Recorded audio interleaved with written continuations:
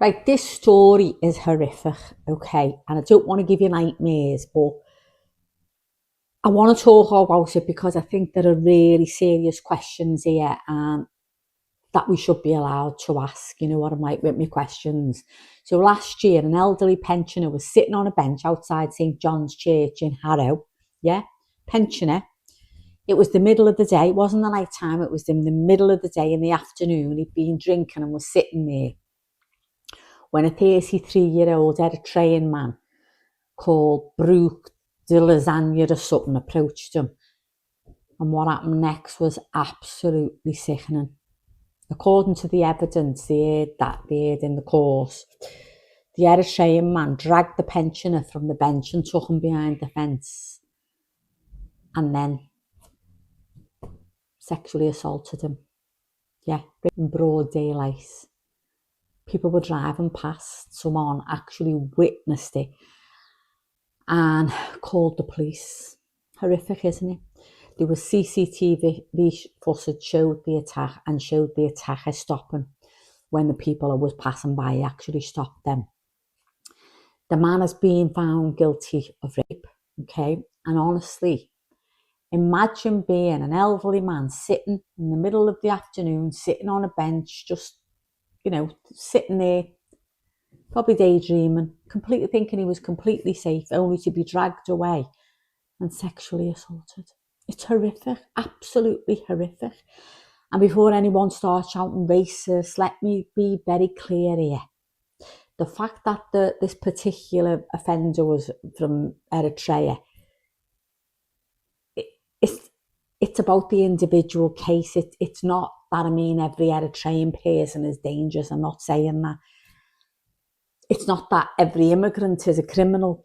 I don't have to say that, do I? We know that. But it does raise questions, doesn't it, about crime and immigration, police and transparency, what we should be able to discuss without being shouted down, without being called names. Because one of the biggest problems that we have is getting reliable information about offenders, aren't we? What proportion of sex offences are committed by British nationals, yeah? And what proportion are committed by foreign nationals? That should be there for everyone to see, shouldn't it? What proportion involve people that were asylum seekers? And what are the figures when you look at different types of offences? What are the figures? What does it show? These are reasonable questions that we need to be asking, aren't we? And if the answer is that immigration has little or no impact on these particular crimes, fine. Show us the evidence then. Show us. But if we're not given the evidence, people inevitably are going to speculate. They always do, don't they? And that's exactly what government should want to avoid. Because this isn't about demising of an entire group of people. It's about an elderly man who was sitting on a bench outside a church in broad daylight, and was brutally attacked. That man deserves justice. And the public deserve honest answers about the crimes in the country that are being committed, don't they? We need to know.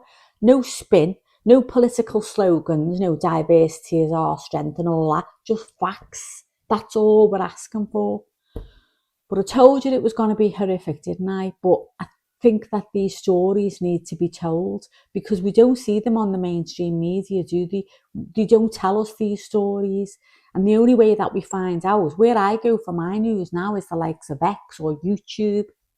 And never ever, well, I haven't for a long time, I haven't for years, watched any of the mainstream media because it's just all propaganda. So, as I say, it's a horrific story, but it needs to be told. Yeah, so I think that these figures should be released. What do you think? Let me know in your comments below and don't forget to subscribe and I'll see you all soon. Ta-ra.